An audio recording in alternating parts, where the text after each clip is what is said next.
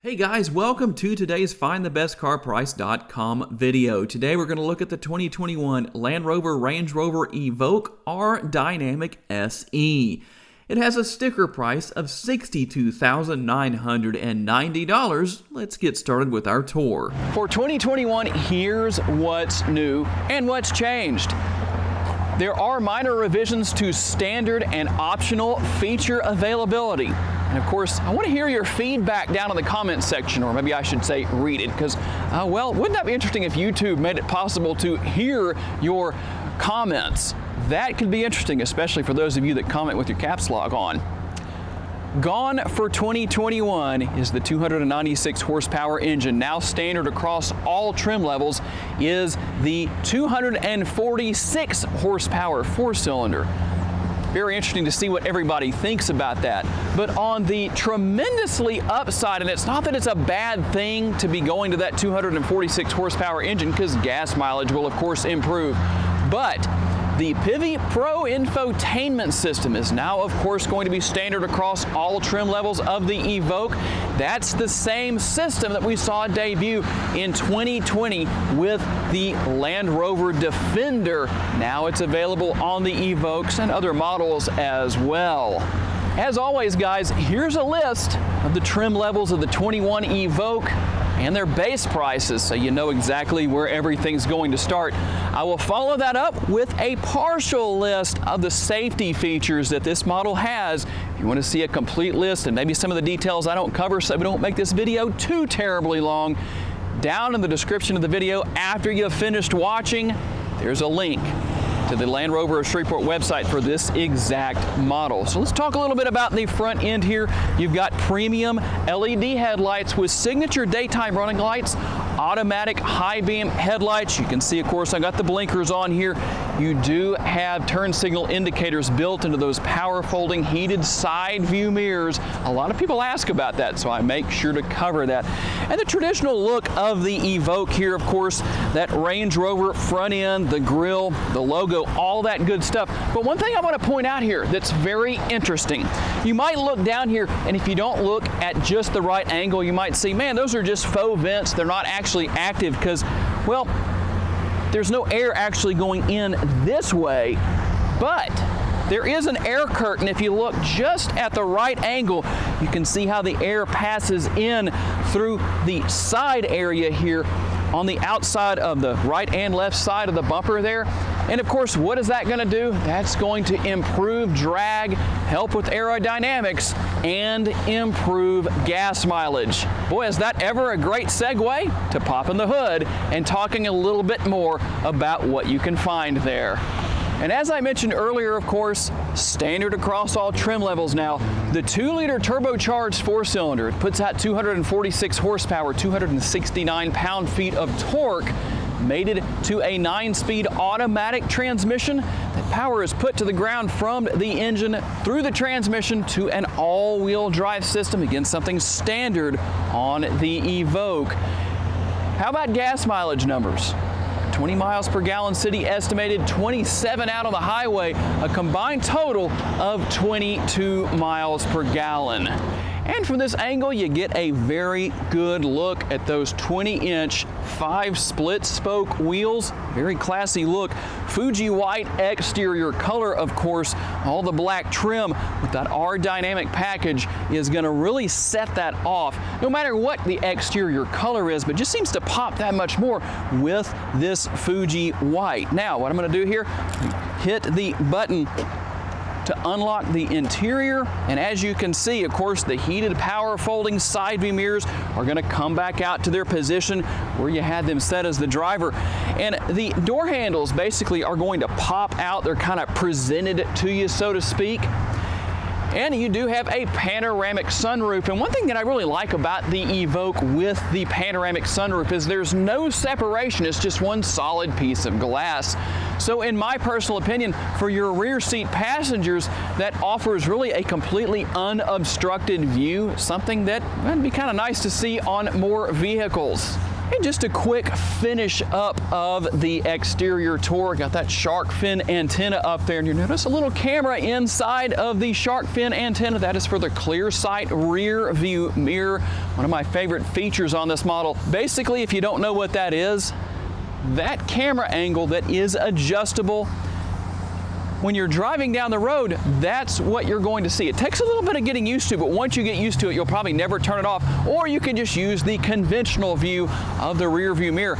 But the way the roof line kind of slopes down and you have a little bit of a smaller back window back here, that is definitely the way to go. Nice to have that option, or if you have 3 people and a passenger sitting in the middle seat in that rear seat area, well, you really won't be able to see a lot of what's going on behind you, if anything. That is a big advantage. Of course, got that rear roof spoiler right there just to finish off the look.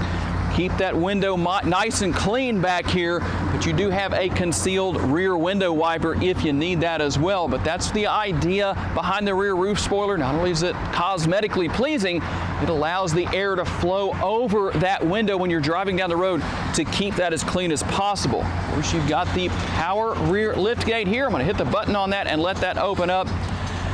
And I'll put the cargo numbers and even towing capabilities of this model on the screen. Obviously, you could do some very light towing, but if you want to tow with your Evoque, there are some options in that area. The cargo cover right here is removable if you wish to remove that, and you maximize your cargo space by folding down rear seats, or you can fold down one side or the other, or leave the 2 outer seats up and fold down that middle area that acts as a pass-through if that fits your particular situation. And under the floor, everybody always asks what's under the floor, so I'll show you what's under there. The spare tire is under there. Yes, no tire repair kit here. A spare tire, if you ever need that, it's there. And there are multiple ways to open and or close this rear liftgate, including a button right here on the liftgate itself. If you just want to reach up there and hit that button, of course, the liftgate will close automatically.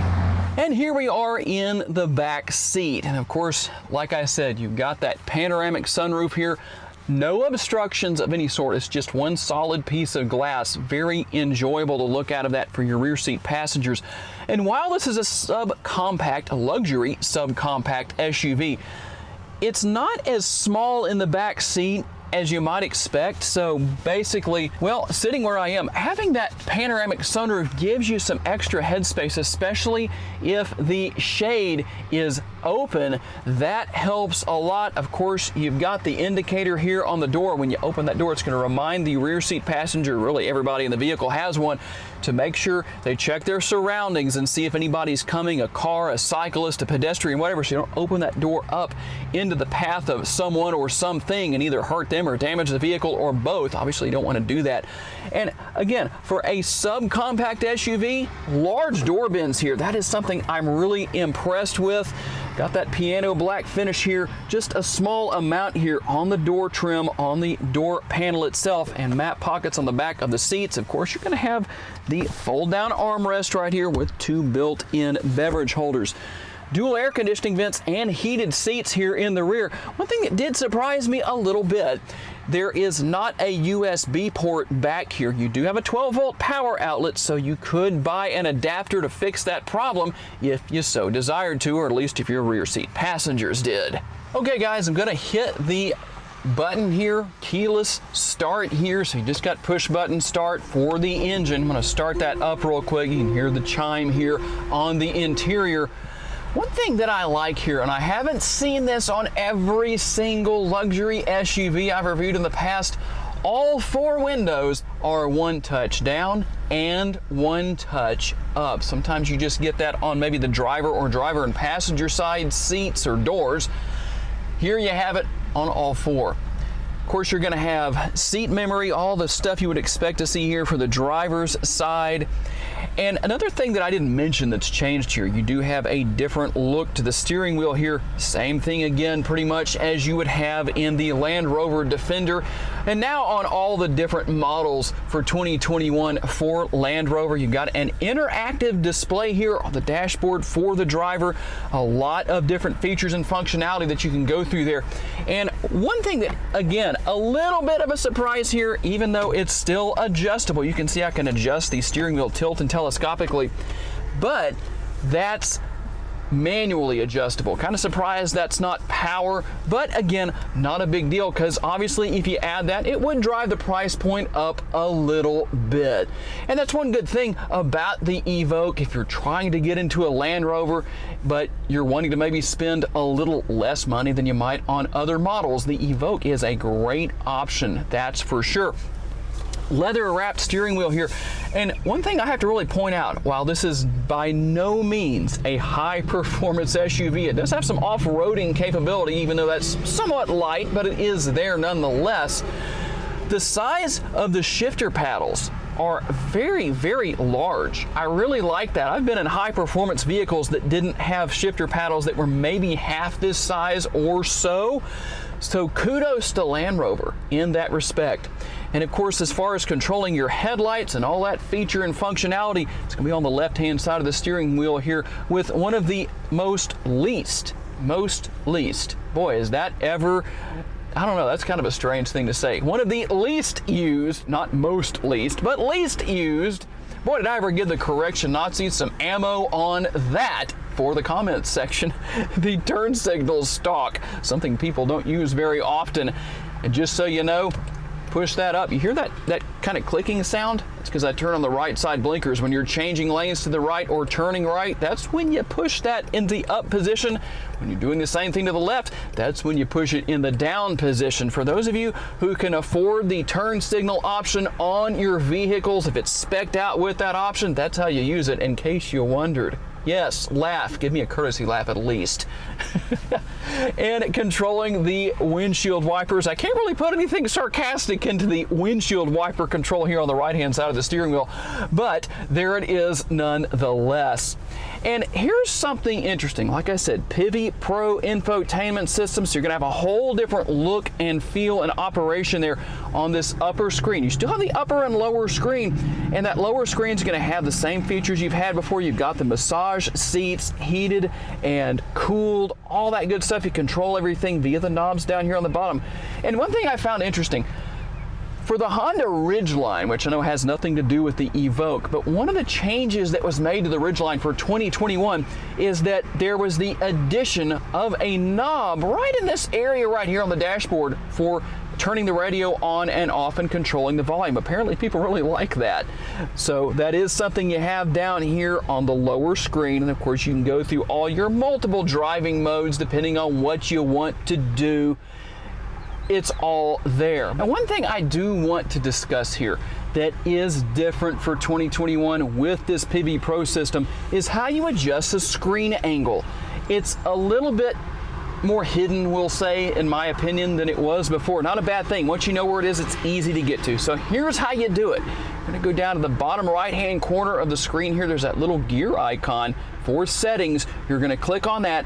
And with your different options down here, go all the way across without stuttering like I just did. Go all the way across to all. You're going to click on all, and you're going to see on the right-hand side of the screen, screen angle. So you're going to change that angle right there. You'll see the arrows. And here's the big difference. In the past, you didn't have to just kind of click on the screen like I'm doing right there. You could actually just hold it down and it would come back and forth. Well, now it seems, unless I'm just, because of my lack of experience maybe, somebody tell me in the comments, but it seems that now you have to actually just kind of touch it and change the screen angle by just basically tapping on the screen. And of course you can change the screen mode from light to dark and whatever you want to do. But that's one of the biggest changes I see right there. Of course you're going to have all those great features, wade sensing and all that good stuff. Everything very simple to use though once you figure it out. I don't want to make it sound like that's a complicated system. It really isn't that hard, especially once you kind of play around with it and learn your way around. It's real simple.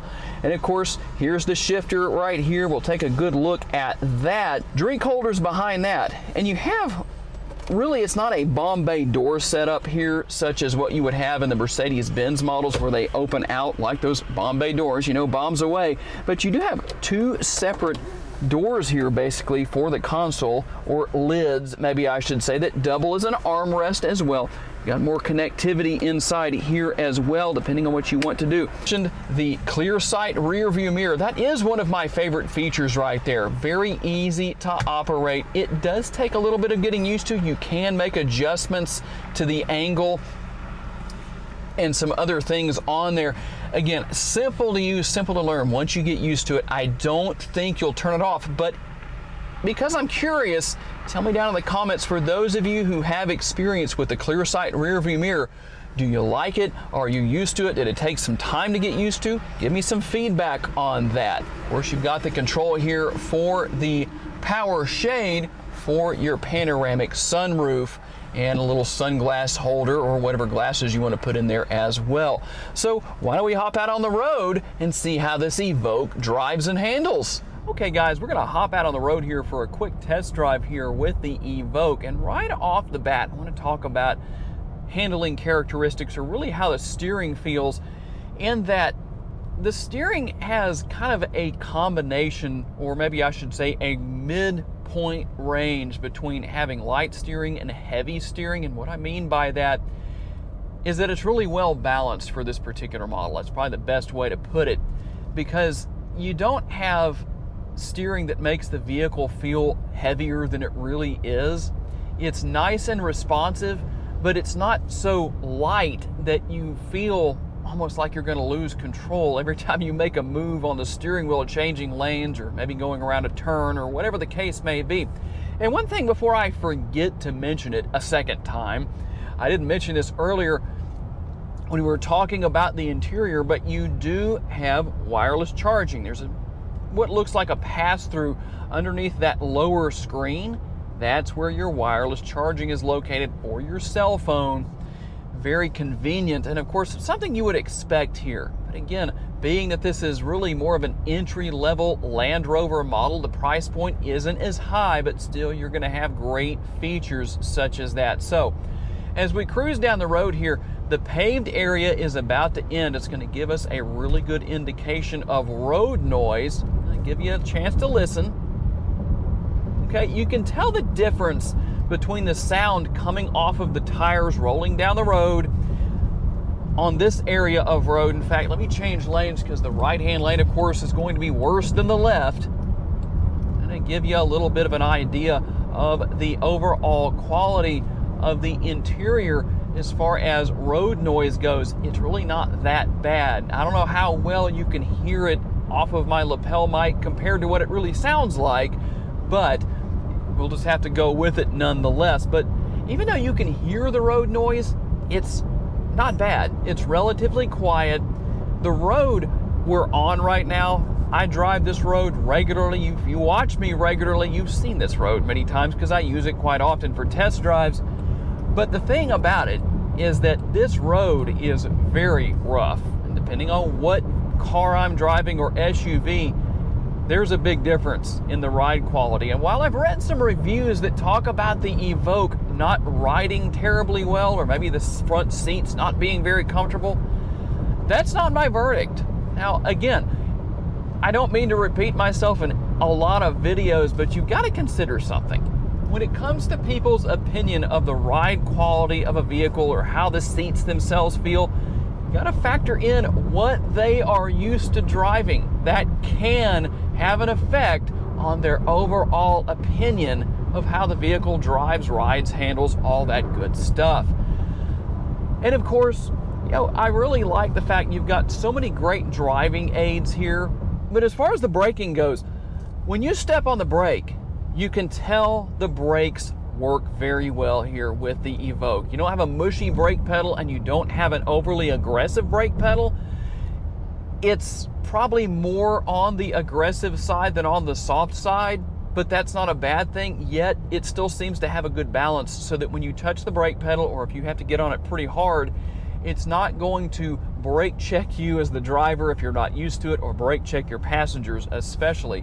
And the gas pedal is good and responsive as well. Again, something that's very well balanced, very well tuned, and very responsive to the touch of the driver. Same thing with steering quality, or characteristics, we should say. Steering quality, probably not the best terminology to use there, but the overall steering characteristics and handling characteristics, very good. And while this is not meant to be a high performance model, I mean, you do have the ability to use those shifter paddles if you want to, and multiple driving modes for pretty much every single situation. And while it would be interesting to have the opportunity to drive this model in the snow, because it is a little bit lighter than others that I've driven in the snow. I drove the Jaguar F-Pace, the 2021 F-Pace, and a Range Rover, I think that was a 20 model.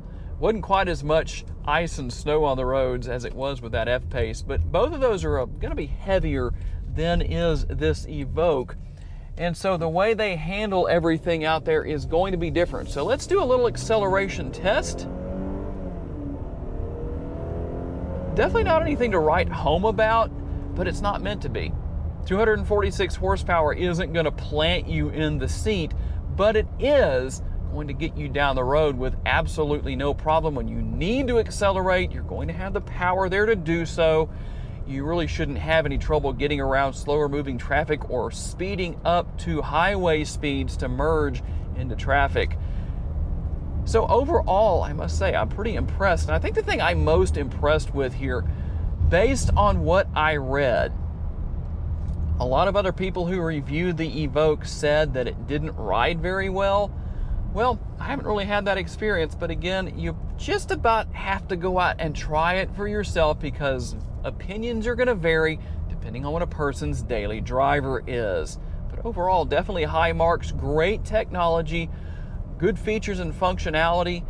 The seating seems to be comfortable to me. It would be interesting to take this on a little bit longer road trip maybe, or just drive it for a little bit longer to see what I think about it in different driving conditions, or if I was out on the road for a number of hours, and then really give a better idea in that respect. But it is what it is for today's test drive. To learn more about the model in today's video, visit the link in the description for a detailed comparison between trims and pricing for the vehicle we featured or any other vehicle you are interested in. These pages feature information such as our recommended trim level based on price, value, and features. Thank you for taking the time to watch today's video. We look forward to seeing you next time.